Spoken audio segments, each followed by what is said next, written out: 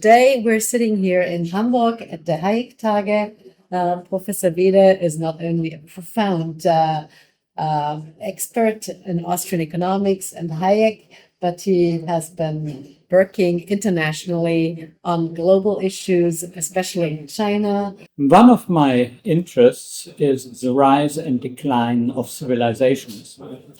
And of course, Western civilization was the first civilization which succeeded in overcoming mass poverty. But unfortunately, within the last decades, Westerners tend to forget how they succeeded. If you want to summarize within one sentence why we succeeded in overcoming mass poverty, I would say the explanation refers to economic freedom. And recently, most people in Western civilizations, especially politicians in Western civilization, have tended to forget the instrumental value of economic freedom in securing prosperity. By contrast, the Chinese, about 60 years ago, were in a desperate situation. In the early 60s, nearly 40 million people perished because of hunger after the Great Leap Forward. And one of the communist leaders, I refer to Deng Xiaoping, understood how this catastrophe happened. And he helped, after his third rise to political power in China in the late 1970s, he succeeded in making China economically a little bit freer than it was before. The base where he started from was more or less abysmal. But within China, a little bit more economic freedom succeeded in multiplying the level of income of China by about a factor of 40. Within 40 years, a factor of 40. And this, of course, is a unique achievement. I would say it's a kind of miracle. And the miracle refers not only to the degree of success, but admittedly, if you use the term miracle, it also implies that we do not fully understand it. We partially understand it, but we do not fully understand it. The level of economic freedom was and still is relatively small, and the degree of success is simply astonishing. Is there another example that you would refer to worldwide with such an enormous success in such a short period of time? To a lesser degree, we find other similar examples in East Asia. Before mainland China, there have been the four small tigers of East Asia. These are South Korea, Hong Kong, Singapore, and Taiwan. Hong Kong, of course, is a special case. Hong Kong flourished under colonial rule, under British rule, and the British, in a way, established economic freedom because they did not want, in the beginning, the British taxpayer to contribute to a kind of welfare state in Hong Kong. And this feeling on part of the British helped the colonial government to economize and not to invest too much in a kind of welfare state.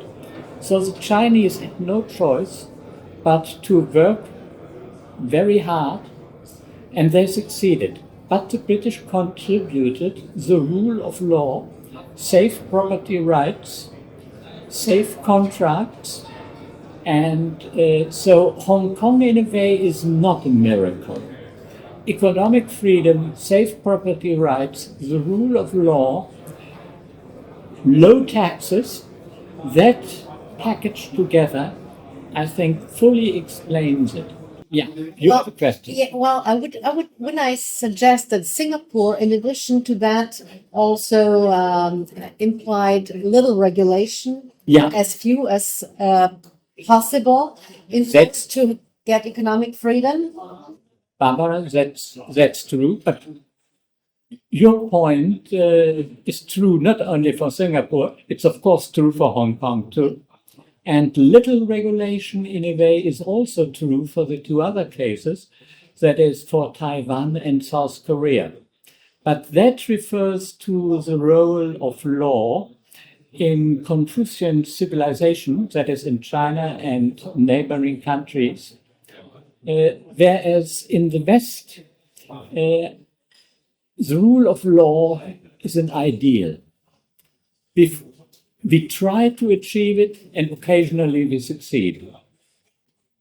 I say occasionally because within Europe, I think we find recently many examples, especially at the EU level, where the law is not taken seriously by the leaders of either the European Commission or the European Central Bank.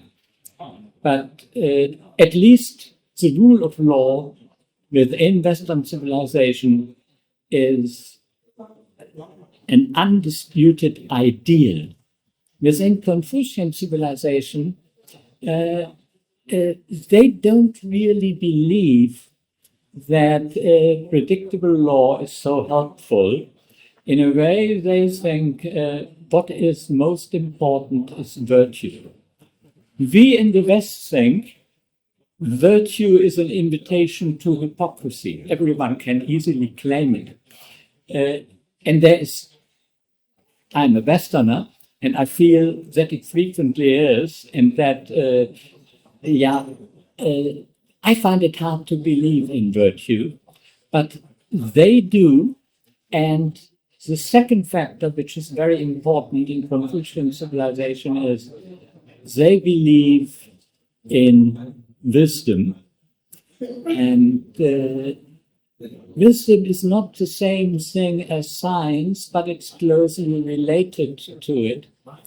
But it certainly helps if people believes that studying hard and working hard, that this is a way to succeed in life, and that the prestige of science and hard work is very strong. I think it's stronger in Chinese or Confucian civilization than in Western civilization. So that's another part of the explanation of why we find so many successful cases in the Confucian civilization.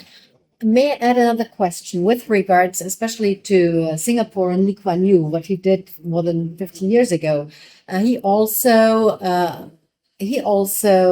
kind of hired few but very high-paid bureaucrats. So does this have anything to do with the values of Confucianism, or because if we look, for example, in Europe, Brussels is full of bureaucrats. The Commission is more and more full of bureaucrats everywhere. The rise of the bureaucratic caste, if you want to put it this way. Is there a link towards the difference of the mindset in Asia? Could we do this? Could we manage this in Europe, or are we just used to hiring more and more people in the states in our governments? Bureaucrats in Singapore have been extremely well paid, especially at the level of income in the beginning of reforms there in Singapore. And that has been justified, I think, by Confucian values. But you referred to the bureaucrats in Brussels. My impression is that they are well paid too, but there are many more of them, and their level of technical competence, of technocratic competence, has never been taken as seriously as it has been a concern in Singapore. So that's a major difference. So when we come to bureaucrats and being here in Hamburg, one of the Hanseatic cities that is very entrepreneurial with the rise of the merchants, very independent people, freedom-loving people. And we are here at the Hayek Tage, and we celebrate the 80th anniversary of the Road to Serfdom this year. So what would Hayek say if he would observe those tiger states, the development of those tiger states, in contrast to what we see these days in Europe? What is your impression in that? What is your take? I remember that Hayek once said that individual liberty, which of course includes entrepreneurial liberty, which is more important than the freedom to change your sex every year, as you now can do in Germany. So entrepreneurial liberty is extremely important, and individual liberty is more important than the right to vote. And I think he had Hong Kong in mind when he wrote that.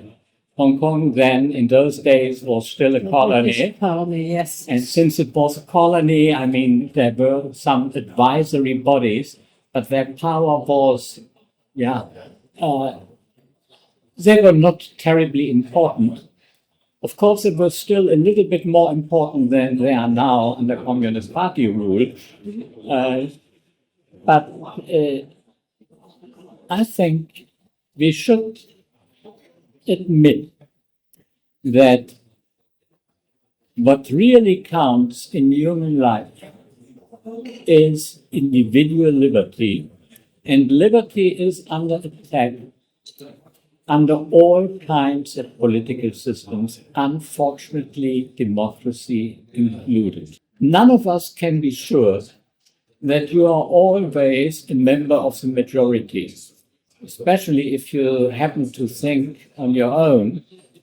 You will again and again find that you are in a minority, and that as a taxpayer, you are forced to contribute to financing things which you strongly disapprove of.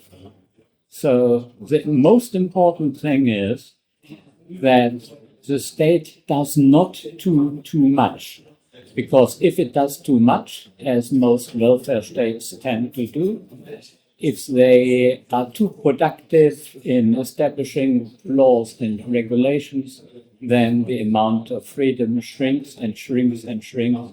And that is, I think, the reason why the decline of Western civilization seems to have begun. Thank you very much, Erich, for this first, hopefully, of many other conversations that we will have, not only at the Fremont Roadshow, where I have to thank you for joining us. Over the past more than 10 years, you've been part of it in many, many, many different countries across Europe, and we do hope to have you back next year again. And again, thank you for being or having accepted the Hayek Lifetime Achievement Award. It was a big honor for us that you were there last year, 2023 in Vienna, and we do look forward to having you back. Erich Weede, thank you very much. Thank you, Barbara. I look forward to it.